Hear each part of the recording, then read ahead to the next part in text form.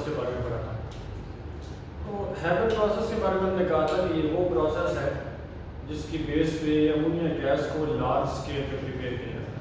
खैर वो पूरा हमने प्रोसीजर उसका पढ़ा, स्टेप बाय स्टेप हम उसको लेके चले, यूज पढ़े, इंट्रोडक्शन पढ़ा उसका। अब टॉपिक है ऑक्साइड्स का। अब बेटा ऑक्साइड्स क्या है, देखिए नाम से पता चल रहा है कि यहाँ पे एक एलिमेंट कौन सा होगा, ऑक्सीजन। तो ऑक्सीजन जब किसी दूसरे एलिमेंट से कंबाइन होता है, चाहे वो मेटल हो, नॉन मेटल हो या मेटलाइट हो, तब उससे बनने वाले कंपाउंड्स को बेटा क्या बोलेंगे, ऑक्साइड। तो ऐसे कंपाउंड जो ऑक्सीजन और दूसरे एलिमेंट का कॉम्बिनेशन होते हैं, उन कंपाउंड को क्या कहा जाता है, ऑक्साइड। तो इसकी डेफिनेशन लिख लें, compounds of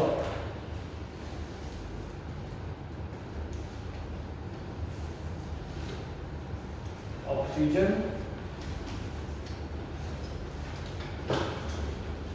and other elements are called oxides.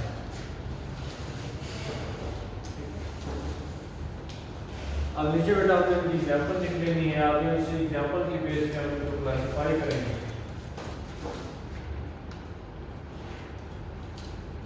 Example बेटा हमारे पास काफ़ी सारी हैं, जैसे मैं नॉक्स लिख रहा हूँ, NOx। एक्स बताता है कि ये नाइट्रोजन मोनोऑक्साइड भी हो सकता है, डाइऑक्साइड भी हो सकता है, नाइट्रेट भी हो सकता है। इस तरह सॉफ्ट है SOX, तो सल्फर मोनोऑक्साइड भी हो सकता है, डाइऑक्साइड भी हो सकता है, ट्राइऑक्साइड भी हो सकता है। इसी तरह बेटे सोडियम ऑक्साइड है, मैग्नीशियम ऑक्साइड है और एल्युमिनियम ऑक्साइड है, जिंक ऑक्साइड है। ठीक है, तो बहुत सारे एग्जांपल हैं जिनमें ऑक्सीजन मौजूद होता है और दूसरे एलिमेंट्स होते हैं। अच्छा, आप इन्हीं की बेस पर बेटा ऑक्साइड्स को फर्दर तीन टाइप्स में डिवाइड किया जाता है। टाइप्स में बच्चे पहली टाइप हमारे पास है acidic oxides.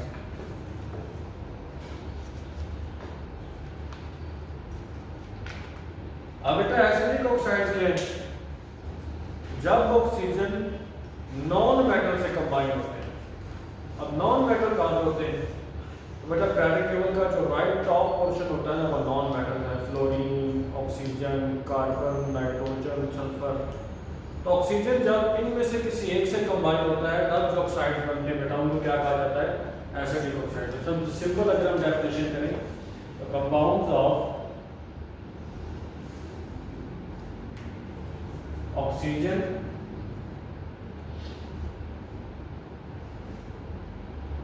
with non-metals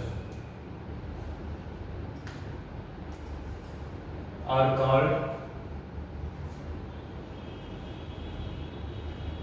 acidic oxide. ठीक है, तो बेटा हम देखें तो जो हमने पहली दो एग्जांपल लिखी हैं, नाइट्रोजन ऑक्साइड और सल्फर ऑक्साइड, ये दोनों नॉन मेटल होते हैं, इसलिए इनको एसिडिक ऑक्साइड कहा जाता है।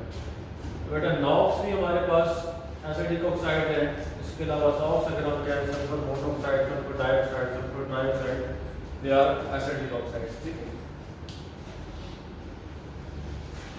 अब बेटा ये जो एसिडिक ऑक्साइड बने, अगर इनका वाटर से रिएक्शन करवाया जाए तब क्या बनेगा, तो इसकी साइंटिफिक अभी मैं एसिडिक ऑक्साइड को एक्सप्लेन कर रहा हूं। तो reactions of acidic oxide with water.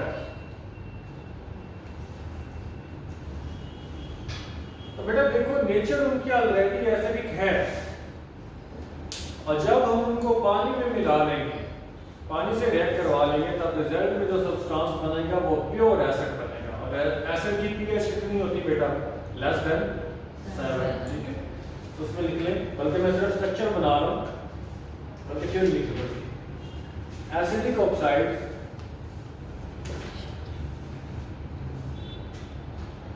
combines with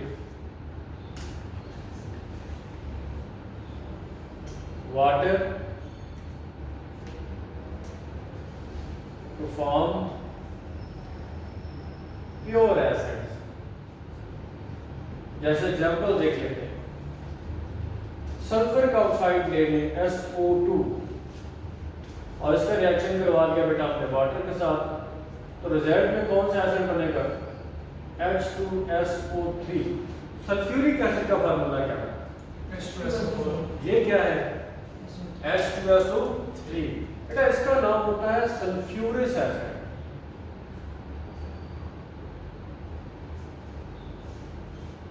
इसमें एक ऑक्सीजन कम होता है और सल्फ्यूरिक में एक ऑक्सीजन ज्यादा होता है। अच्छा, पहली टाइप बेटा हमारे पास एसिडिक ऑक्साइड थी, दूसरी टाइप बेटा हमारे पास है बेसिक ऑक्साइड।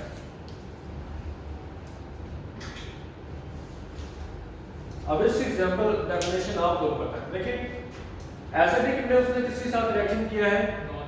बेसिक में किसके साथ करेगा? तो ऐसा कॉम्बिनेशन जिसमें ऑक्सीजन और मेटल्स हो, उस कॉम्बिनेशन को क्या कहा जाएगा? Basic oxide. Compounds of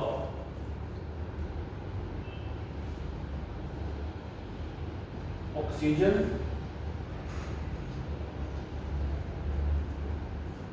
with metals are called basic oxides।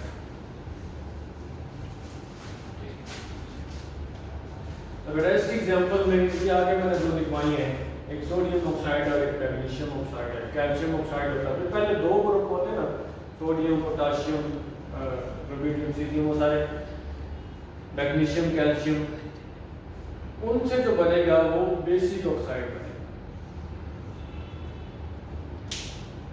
बेटा हमारे पास सोडियम ऑक्साइड एक बेसिक ऑक्साइड है, इसके अलावा मैग्नीशियम ऑक्साइड एक बेसिक ऑक्साइड है, कैल्शियम ऑक्साइड एक बेसिक ऑक्साइड है। जिस तरह हमने एसिडिक ऑक्साइड का वाटर से रिएक्शन करवाया है, उसी तरह बेसिक ऑक्साइड से रिएक्शन करवाएंगे बेटा वाटर के साथ। Reaction of basic oxides with water। अब थोड़ा सा समझें, एसिडिक ऑक्साइड का रिएक्शन करवाया वाटर के साथ तो रिजल्ट में प्योर एसिड बना। बेसिक ऑक्साइड का जब वाटर से रिएक्शन करवाएंगे तब क्या बनेगा? प्योर बेस बनेगा। क्या बनेगा बेटे? तो ये कंसेप्ट ना लेके एसिडिक अगर रिएक्ट करेगा तो एसिड बनेगा और बेसिक रिएक्ट करेगा तो बेस बनेगा। ठीक है, तो इसी तरह इसकी थ्योरी पर देखें तो इसी बेसिक ऑक्साइड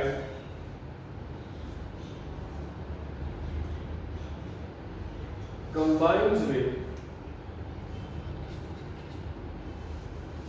water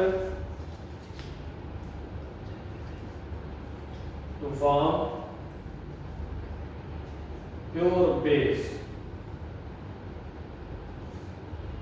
जैसे मैं एग्जांपल ले लेता हूं कैल्शियम की, कैल्शियम ऑक्साइड की, बेसिक ऑक्साइड है, और जब बेटा मैं इसका वाटर से रिएक्ट करूंगा तो कैल्शियम हाइड्रोक्साइड बनेगा जो कि एक बेस है। और ये जो कैल्शियम हाइड्रोक्साइड है बेटे, इसका एक कॉमन नेम होता है दैट इज स्लेट लाइम।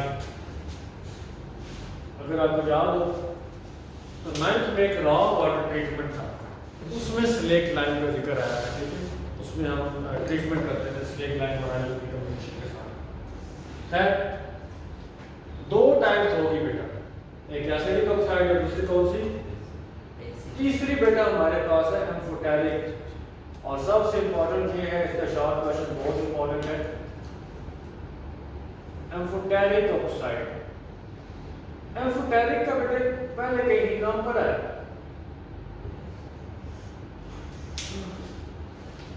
वैसे हमने ये पढ़ा था उसमें ब्रोंस्टोलोरी कंसेप्ट में, लेकिन ये वो ऑक्साइड है जो दोनों की प्रॉपर्टीज रखते हैं, एसिडिक की भी और बेसिक की। यानी अगर हम इनके सामने बेस लेके आएंगे, रिएक्शन के लिए बेस लेके आएंगे तो ये एज एसिड काम करेंगे, और अगर इनके सामने एसिड लेके आएंगे तो ये एज अ बेस काम करेंगे।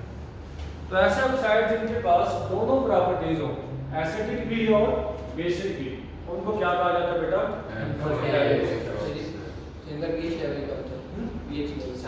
न्यूट्रल। वाटर दोनों के तौर पे काम करता था ना, न्यूट्रल था। डेफिनेशन बेटे, oxide which have properties of both acid and base are called amphoteric oxide.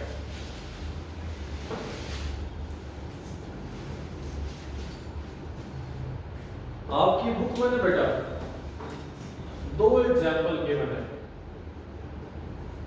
और हमने स्टार्ट में वो दोनों एग्जाम्पल लिखी है। एक बेटे एल्यूमिनियम ऑक्साइड है और एक कौन सा है? Zinc oxide. तो एक एल्यूमिनियम ऑक्साइड है और एक जिंक ऑक्साइड है। यहां पर बेटा थोड़ा इंपॉर्टेंट शॉर्ट क्वेश्चन आता है। पहला शॉर्ट क्वेश्चन है, प्रूव एम्फोटेरिक नेचर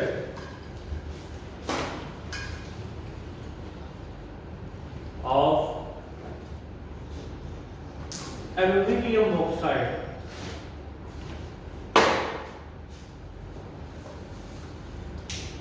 ठीक है, अब यहां पे हमने प्रूव करना है कि जो एल्यूमिनियम ऑक्साइड है वो एम्फोटेरिक इन नेचर है। कैसे प्रूव करेंगे? एक बार इसको एसिड से रिएक्शन करवाएंगे और दूसरी बार किससे रिएक्शन करवाएंगे? बेस के साथ। अगर इसने दोनों के साथ प्रॉपर रिएक्शन दिया तो इसकी नेचर क्या होगी बेटा? एम्फोटेरिक। तो पहले हमने बेटा हम इसका रिएक्शन करवाते हैं विद एसिड।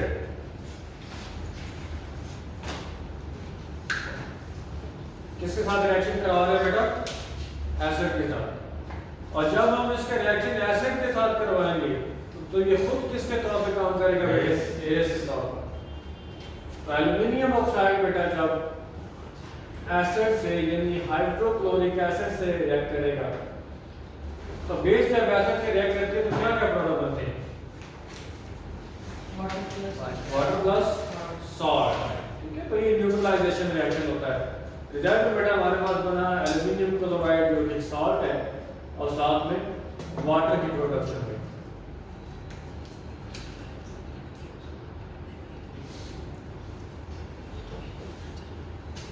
इसी तरह अब बेटा हम इसका रिएक्शन करवाएंगे विद बेस। बेटा जो बेस वाले रिएक्शन है ना ये बहुत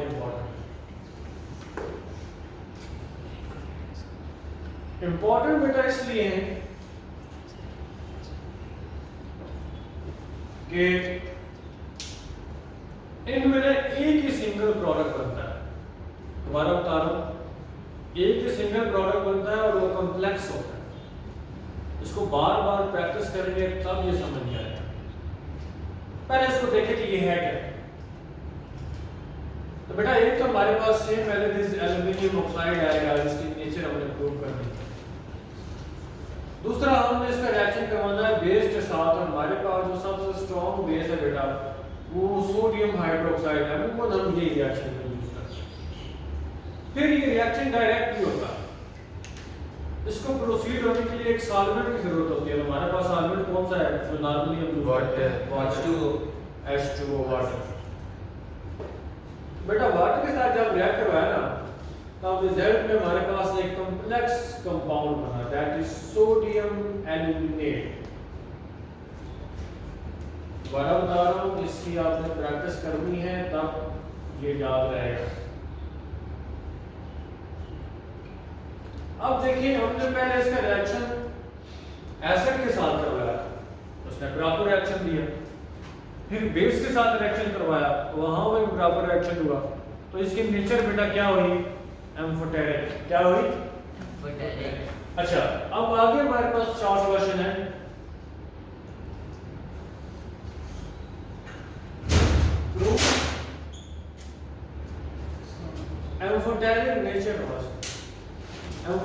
नेचर ऑफ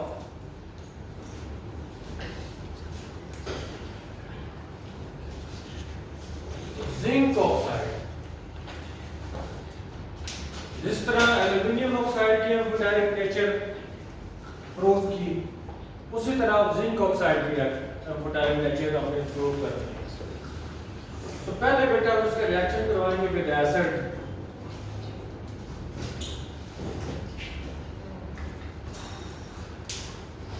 सेम रिएक्शन होगा बेटे कि जब जिंक ऑक्साइड रिएक्ट करेगा एसिड के साथ में, रिजल्ट में एक सॉल्ट बनेगा दैट इज जिंक क्लोराइड, और साथ में वाटर की प्रोडक्शन होगी। ये तो हमारे पास आसान होते हैं, चाहे वो एल्यूमिनियम वाला हो चाहे वो जिंक वाला हो, लेकिन बेस वाला थोड़ा डिफिकल्ट होता है।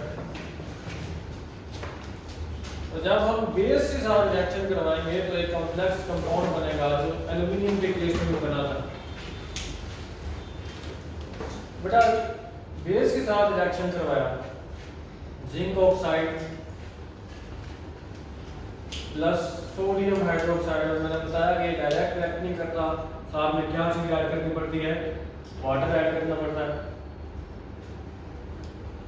रिजल्ट में एक ही कॉम्प्लेक्स बना दैट इज सोडियम जिंकेट।